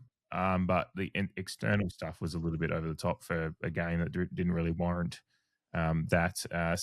Just great bounce back from a lot of guys. And for a defense, again, that's undermanned as far as the tools go. They just and again, it does, to your point that you started off with, when your midfield can get on top, then you can protect your defense a little bit. And when the defense actually has to work, they have, because you're already the team you're playing is on their heels, you get a little bit more confidence, and that's what allowed Lachie Jones to get forward of the ball, get ahead of his opponent a little bit as well. And we were just hungrier on the day, which is really, really impressive. And that's the overall goes back to just the overall ethos of the team as a general thing to kind of. And maybe it was the night for it being Anzac Day as well.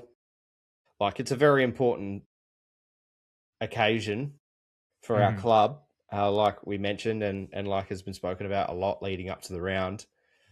So maybe we were G'd up just more than Geelong were on the day. So that might be an interesting watch, but it's not like it completely came out of the blue. It does feel like we had been building to that in the weeks prior.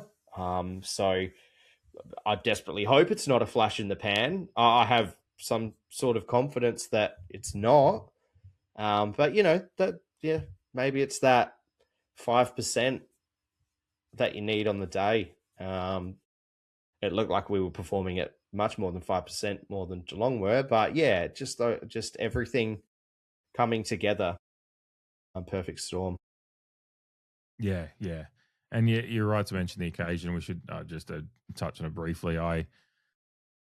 Really, it's always a privilege to be down there on the end. Like the club does the pre-match ceremony, and all the AFL and the club and everyone involved in the pre-match ceremony does such a good job. Obviously, Jared Walsh, our MC, does a very, very great job both in the pre-game ceremonies as well as the post-game and helping present the medal.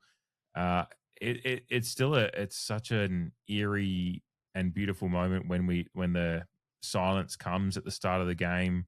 Got 40,000 people in silence. I was standing on the hill with you guys and just listening and realizing the only thing I could hear, because it was so quiet and everyone was in such and just respect for the moment, the only thing I could hear was the scanning of people's tickets at the fucking North Gate. Yeah. I hear it. Yeah, I don't know if you noticed that, but I could hear the dinging of people's tickets being accepted at the gate. And I was like, that's how quiet it is and how much reverence people are giving to this moment, which is really, really cool. And then it goes into then it goes into obviously the last post, and we get through the ceremonies, and then that somehow makes Never Tear Us Apart even more, like, because there's an extra, you can talk about the club's meaning of it, but then there's also like there's that Anzac spirit that's going into it. It's like, we'd never tear us apart there or here, despite what Winston Churchill wanted. Winston Churchill's plan on Gallipoli. That's a subject for another podcast. But anyway, fuck Winston Churchill. But like, the Anzac spirit within the Never Tear Us Apart. The Never Tear Us Apart was just a really special one. I thought it was there was an extra gusto to it, and obviously the club does it pretty well, and the fans respond in kind with the cutting out of the music these days. But just the entire pre-match and everything just set us up for what was to come. I mean, it's kind of like hindsight is 2020. I can put that layer of my emotion onto it now because we won the game and say all this stuff led into it, but it did feel really special leading into it with the ceremonies and everything. Again, the club, AFL, did a really, really great job of it. Jared Walsh, everyone involved, kudos to you all. But a special lead-in and obviously reverence to the troops, and shout out to Corey Durden, who was wearing his great-great-grandfather's medals from World War One. Jordan Sweet, who admitted he took some inspiration from Corey Durden and wore his grandfather's ribbon. His great-grandfather, who was a prisoner of war in World War II, captured twice, escaped, and like it's a really interesting story from Sweet and everything as well. So yeah, really, really just a great event leading into it, but obviously then just franked by an incredible result that took a lot of that spirit into it. Yeah, it was obviously, on a personal front, a very emotional night for myself. Those listening to the preview would know that I had a group of friends, some from interstate, come down, and we kind of decided to use the night's game of football as a tribute to my late father, particularly for a few people who weren't able to attend his funeral. Obviously, with quite a number of pints in tow by that stage, I ended up bawling my eyes out it was either during the last post or the minute silence. It was just a culmination of everything in my own headspace, like just the night, the occasion on a personal front.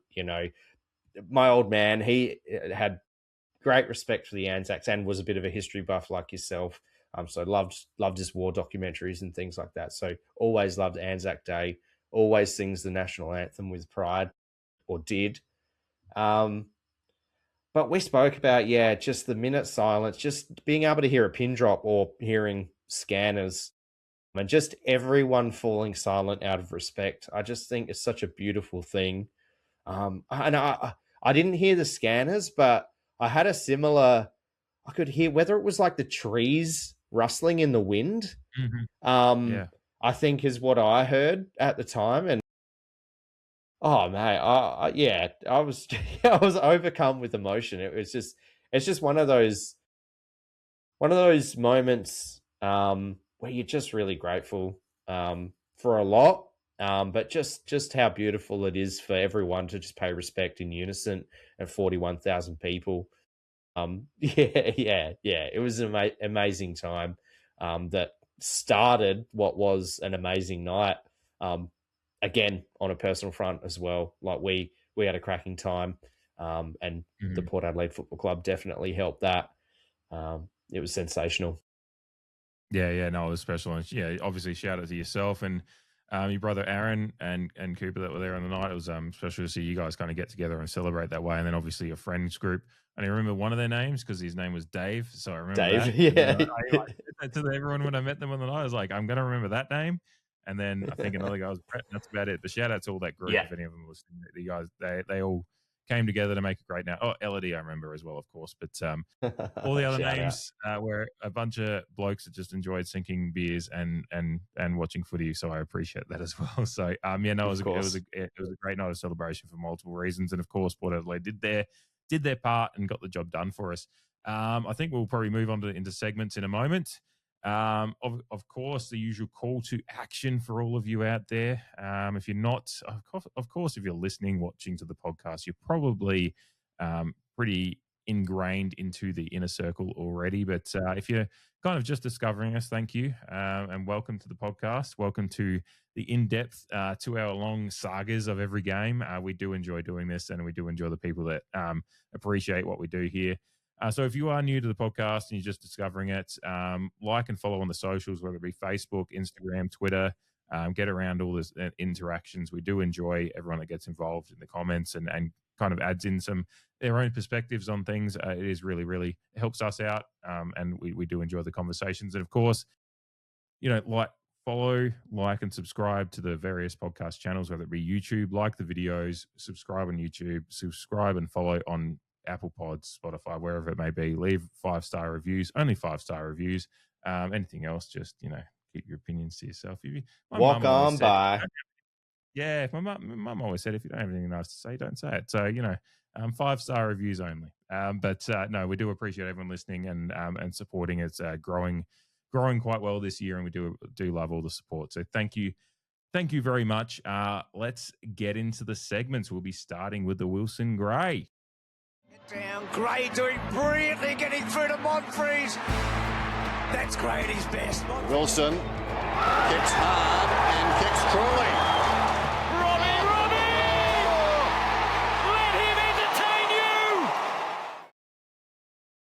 Alrighty, Wilson Gray this week, of course, the award for on-field acts outside of goal-scoring moments that just bring us real tingles of joy and inspiration. Jamie gets to go first this week. I just mentioned last week's winner. It was a really, really tight race last week, but Burgoyne's tackle, second effort kind of stuff on Sicily last week won with 53% of the vote, so it was very, very close. Ooh, nice. Burgoyne's tackle on Sicily gets the result. It was your nomination of Whitlock rising late there for a mark in a pack was the other one. And, clearly the fans were divided. Yeah, Burgoyne just wins with 53% of the vote. So you get to go first this week. Plenty of moments this week. I'm so conflicted because there was so many moments from this game of football. And there's two, and I'll obviously wait for you to say yours, but I think I'm going to just give one of the Can't Play Five some flowers, and that's Logan Evans, 18 minutes, 30 seconds on the clock in quarter 4, when he tackles Dangerfield. When the ball spills out, Tanner Bruin picks it up and has a shot on goal, but Logan Evans bumps him just in time to nudge him off kilter, and it goes through for a behind. I think that's a true Wilson Gray moment, which I'm happy to chuck up as a nomination. Takes one on through the 45. Sure, the coach would want to see that. Marlon spins it back round. Dangerfield kicked the opening goal. He's only had one kick. Now got a handball. Bruin misses. That's a terrific effort by Evans.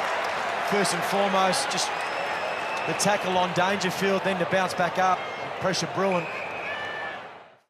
I love that from you, because that was actually going to be, if you picked what I thought you were going to pick, because I'm going to go for a real easy one in a moment, but my second in my list was that moment from Logan Evans. So that's a really, really great pick from you. I will go a couple honourable mentions before I go to my pick. Corey Durden's chase down tackle on Mark O'Connor in the game. I can't remember which quarter it was in, because I've just got 18:55, so it was early into a quarter. I think it might have been third or fourth. But he chased down Mark O'Connor. Actually should have been rewarded with a free kick for holding the ball, but wasn't. But just he kind of keyed in very early on the fact that O'Connor was going to get the ball and just hunted him down. Butter's spoil on Bailey Smith on an exit kick was really, really good as well. It was after the Durden score review shot. It was a moment that kind of keyed in on just how our pressure and our ability to just stop down their exit was. Butter's spoiling was just really good. But I've obviously got to go with my Wilson Gray nomination of the week. Sweet Candy. 3-3 in the third quarter. Because it was both the selling of the candy, but then the kick to Joe Richards was just exquisite as well. There's like a dual piece to it. And it was a real like Ruckman don't do that kind of moment. So some sweet candy from Jordan is what I'm nominating this week. Falling at the wrong moment. Farrell went wide to the hard running Sweet. Oh, he's going to step around Jack Martin and then slide inside for Richards. Sweet's having the night of his life. His confidence is growing as the game is playing out. Mark Blitzovs, as we get a bit of the replay, he sold the candy twice and the kick. Oh, I must be honest. I skipped straight over that because I was actually focusing on another sweet moment from earlier in the third quarter where I think it's a stoppage on the eastern wing or the flank. And Sweet gets it, charges through the congestion, and then bounce passes it to Willem Drew to start a chain of possession. I just thought that was so fucking cool. And it's kind of one of those more zany Wilson Greys that were, because you remember there was that one game, it was a couple of years ago when it was called the Sweeney Award. I mean, it was like JHF soloed it to himself, but Jackson Mead also soloed it to himself in the one game, and it was just like, what's going on here? Like, that's funny. That just the sweet one. There's a lot of bounce passing, kind of stuff in this game. Yeah, and I like it. Time and place, of course, but yeah. Even Jeff tried to like just kick one along the ground, like he just grubbed one along the ground because he's like, that's the right idea at this moment. Is it for a clearance? Yes, Yes, like back half of a stoppage. Oh, that was near the end of the third quarter. I wrote that down today, actually. And that's another element of JHF that I think sets him apart from a lot of other players is it's just, those little toe taps to keep the ball alive because he backs himself to obviously win the ball on the second effort. It's just footy IQ, just keeping the ball alive. But I mean, cerebral. Great shout. Wilson Gray, going to be good to see the votes come through. Yeah, because I love you. I really, really love that Logan Evans. I think that's. I don't know if you remember on the night again, pints, but after that Logan Evans one, I was jumping around all of you guys and going second efforts, something like that.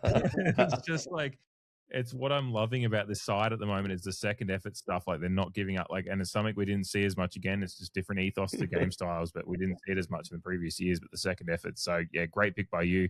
Looking forward to seeing how people figure that one out because it was a game of a lot of Wilson Gray moments. Just to paint a picture for people listening, there was one friend of mine who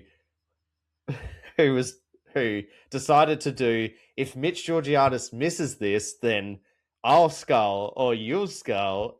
And then after Mitch had missed quite a number of them, he flipped to, if Mitch kicks this, then you have to skull. And just so happened that Mitch Georgiadis kicked the goal. So always drink responsibly and whatnot. It was definitely a night out of the box for myself. But that's just the memory's a bit hazy from the night at hand. At one point I heard him say both in one. He's just like, if Mitch Georgiadis kicks this, I mean, if Mitch Georgiadis doesn't kick this, I was like, which one is it? I think that was after a few of those skulls. And each way bet. I mean, either way, you're getting a pint down your neck pretty quickly. So, win-win for me, but probably after the amount that he'd sculled at that point, probably not. Who knows? Yeah, true. Speaking of sculling for goals / not goals, let's get to goal of the week. Monfrez has kicked a goal. Unbelievable. Haven't seen anything like that. It's gone at right angle. Flashpoint. Stevie Mottler. What a time. Oh!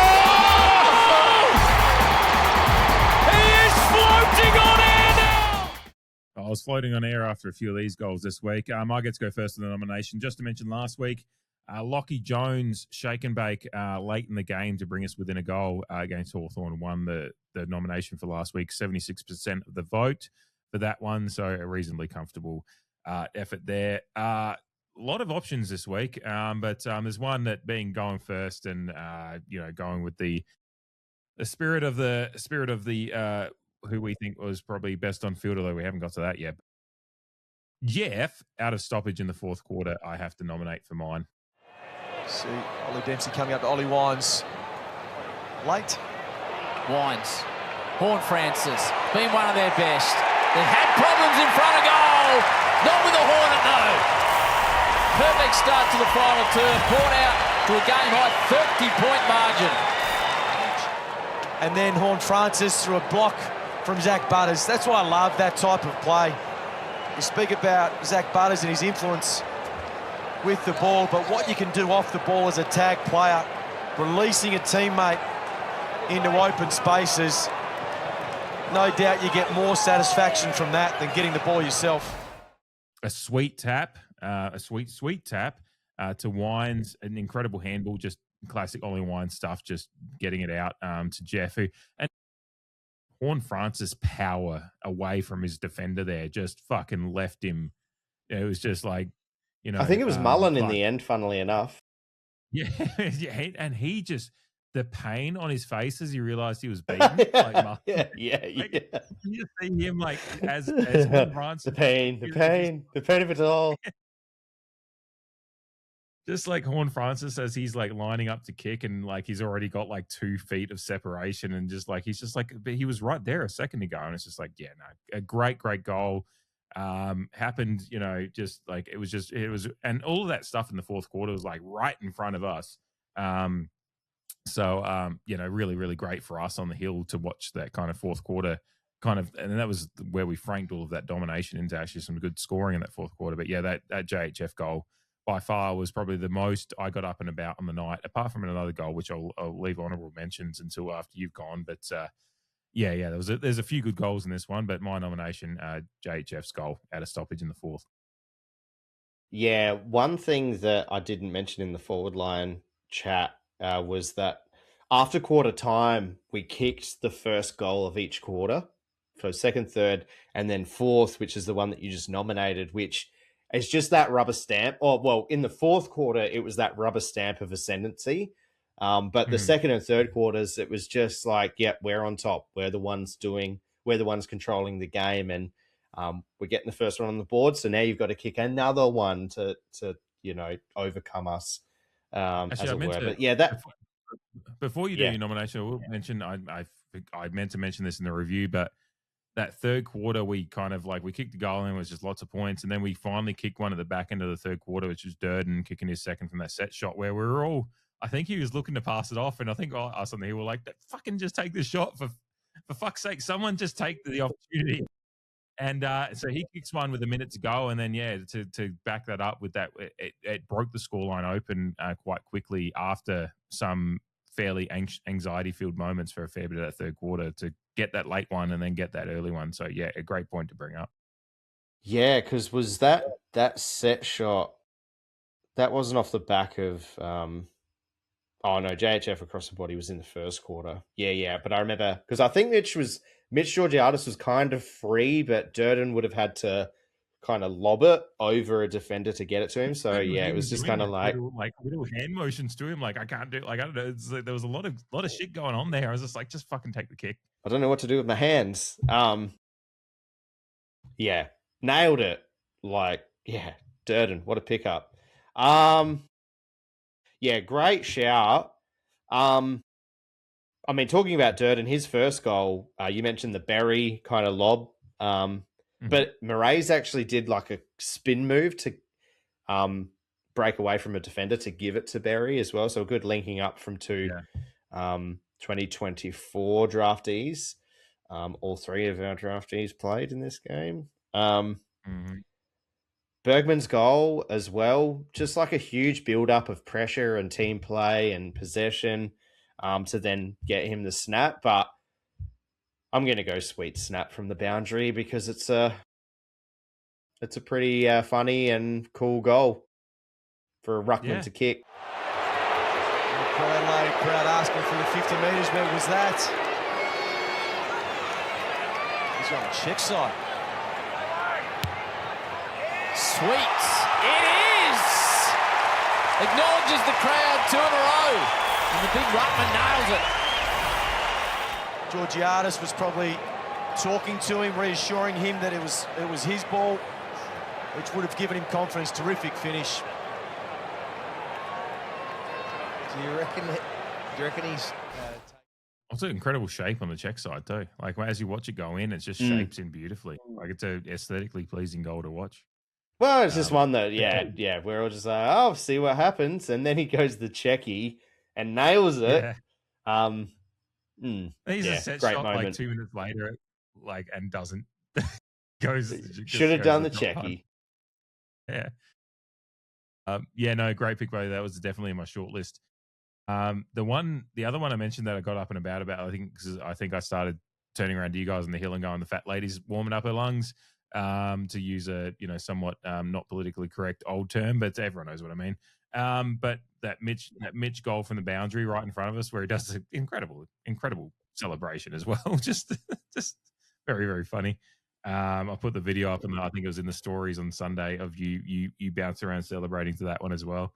That was kind of that felt like the moment where we clinched it. At that point, I was pretty comfortable. But yeah, making the hard look easy, the easy look hard, Mitch.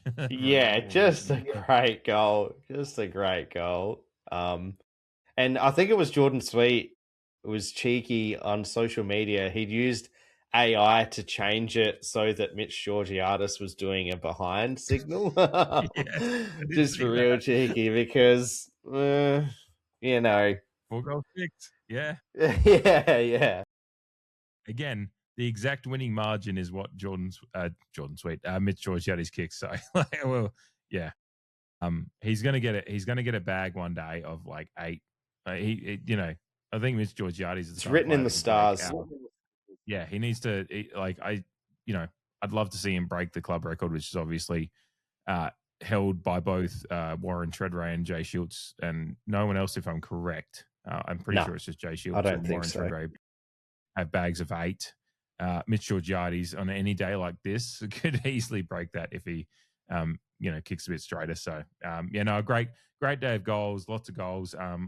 Durden's almost goal of the week with it, shaved the post, and there was lots of good goals, good set shot kicking. There's some bad ones as well, but plenty of good ones in this one. So a couple of good ones for us to get into in the votes. Of course, if you're listening and you haven't done this before, we're recording of Tuesday, of course. Wilson Gray and Goal of the Week nominations go into the Instagram stories on Wednesday evening, and then are there for 24 hours. So roughly 6, 7 p.m. on a Wednesday, they go up into the Instagram stories, of course, on the Creed on Instagram, and then they're there for 24 hours for you to vote of which one of our nominations we've made today that you can vote for there. So let's get into the Player of the Year votes, because this one's going to be interesting, I think, because I had a tough time with it. Now it's time for the CREEDCAST Player of the Year voting. Jamie, I'm very, very glad that you get to go first this week, because fuck me, I had a tough time with this, but that's only because it's one of those weeks that there is so many players that deserve to be in, those 1 through 3 spots maybe. Of course, we do 5 through 1 voting, 5 being best on field, 1 being our 5th best on field. And some weeks it's tough to even fill the 1 through 2 spots, because sometimes it's those weeks that not many players played well. But this week was a lot of players deserving of reward, so it's a tough week to narrow it down. Jamie, you get to throw the gauntlet down first for your votes. Yeah, a very hard game to draw the votes up. And I feel that across our journey together, there's been weeks where you've gone, I had a hard time. And I've kind of been like, I saw it pretty clean cut. But this was definitely one of those weeks that was quite hard to nail it down. Alir, we've spoken about. Ollie Wines, underappreciated, under the radar, played a sensational game. Kane Farrell, all sorts of different players. My number 1 I've given to Jace Burgoyne. Been under a bit of pressure from the fan base a little bit, and I think we discussed that it mostly came down to his disposal. But, I mean, not only did he get more of the ball with his 27 disposals, 7 contested in the 5 intercepts that you said, 7 ground ball gets, and his 17 kicks his disposal went at 74.1%. He had 17 kicks out of his 27 for 483 metres gain, 9 marks. He kicked that wonderful over-the-top goal with the celly and a goal assist. Also 3 clearances himself. So getting involved there with 6 inside 50s too. If Jace didn't have, I'd probably have Aaliyah in. I obviously waxed lyrical about Aaliyah before. Feel he's probably really deserving of votes, but 2, I've gone Mitch. Really, I think he was second best on in coaches' votes, perhaps. But when I kind of looked at the ratings, and when you consider that, I mean, he dominated. He absolutely fucking dominated his position. Yeah. He couldn't do much more. The only thing he could do more of is convert more accurately, and that's probably put him down a few pegs. And just, I've put Butters in 3. Considering he had a tag, I think our strategy to negate that works perfectly, and he ends up with the 30 disposals, 6 ground ball gets, going at 70%, 550 meters gain, 2 goal assists as well for Zach, 4 clearances, 3 from the center, 17 pressure acts. So almost made a case to drop him down, perhaps not even put him in the votes, but yeah, to push through the tag and to come away with those stats, yeah, a huge effort. My 4 votes goes to Jordan Sweet. I thought he had probably his career best game on Saturday night. When you consider that he had 31 hitouts, 13 to advantage, 9 contested possessions, 284 meters gained, 5 marks. He kicked the 1 goal, 2, and a goal assist in his 9 score involvements, 5 clearances, 5 inside 50s, 4 tackles, and 3 of those tackles were inside 50. And he also had 5 1%ers. So I mentioned it before. He just smelt blood in the water, and it's happened a few times now, like the Essendon game coming up against Blackiston. He's had a part of his career where he's fit, he's strong, he obviously backs his own craft. So when it comes to being matched up against someone who's clearly lesser than him, whether it be through experience, size, not to denigrate any particular person specifically, but yeah, when there's a mismatch there in some regard, I feel like he's really attacking it hard and backing himself, and that produced multiple dividends on Saturday night. It even had the commentary team talking about him as a potential Badco medalist until JHF just exploded in the 3rd and 4th quarters. So speaking of GF, I've got Jason Horne-Francis as my best on ground. Clearly, I mean, he was the Peter Badco medalist, and when you consider his 34 disposals, which I think is a PB, I need to look into this. Has he crossed 30 disposals before? I'm not 100% sure on that. I know, but yeah, I feel like he might. Because I think it might have been one of the knockers on him. It might be. I think he's had a lot of 27 to 20, like that area, but possibly not. Yeah, I know that there was the 34 was a PB, but you've actually, I'm not actually 100% sure. But it wouldn't surprise me because excuse me, we talked about his usage a few weeks ago as he was building into the season that sometimes the opportunity to have these kind of games has not presented itself, and just through injury and whatnot, it has presented itself the last few weeks, and he's taking it with both hands. Absolutely. Can't ask for much more. Having a career, I mean, my first and second best on ground both had career best nights, so that's great. But JHF, 17 contested possessions, like to have 34 disposals and have half of them as contested possessions is insane. 10 ground ball gets, 369 damn you're fine meters gained, 6 marks, 1 goal, 1 in his 9 score involvements, 12 clearances, 7 from the center, 4 inside 50s, 11 pressure acts, and 4 tackles. Just a real, this is who the fuck I am game to the AFL. And goes without saying that I hope it continues. Yeah, I could audibly hear the pain in Kingy's voice when Kane Corns jumped on Fireball on Monday morning and just gleefully said, "Hey, Jeff, what a game. Is he in your top 50 players yet, Kingy?" And Kingy's no, it's Jason Horne-Francis, and he's getting some good plaudits from the media this week, more or less in general, about his potential to be, obviously all Australian, Brownlow medal winning kind of caliber player. Whether or not like Brownlow medals, there's only one a year, and you've got players like Bontempelli that are out there that may not ever win one. So Brownlow medals are hard to win, and but just being in that caliber of player, regardless of whether you're winning a Brownlow medal or not, as long as you're playing good football for my team and you're that caliber of player, then fuck yeah. Great. Obviously, I'll run through my votes quickly. We had actually the same players and almost the same mix, but just a one spot different. I had Jaceberg on at 1. Deliberated quite extensively between him, Farrell, Aaliyah, and Christian Moraes as well. I really wanted to reward. Yeah. Because often I change my metrics every week. Like I'm a bit of a fuckhead that way, but sometimes when a young player that hasn't done much, in his career is very young, has a game like that where it just was really impressive. It's similar to Joe Berry last week, who both got into both of our votes last week against Hawthorn. Christian Moraes' game was well above the level that I was expecting in this game, but such was the performances of some of the ones above him. Yeah, Jace Burgoyne, some of those moments where he came in quickly after the center stoppage and was just in right in the mix straight away.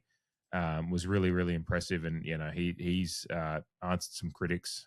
His disposal still on and off here and there, but, the raw talent that Jace Burgoyne has is clear and evident and, absolutely worth persisting with.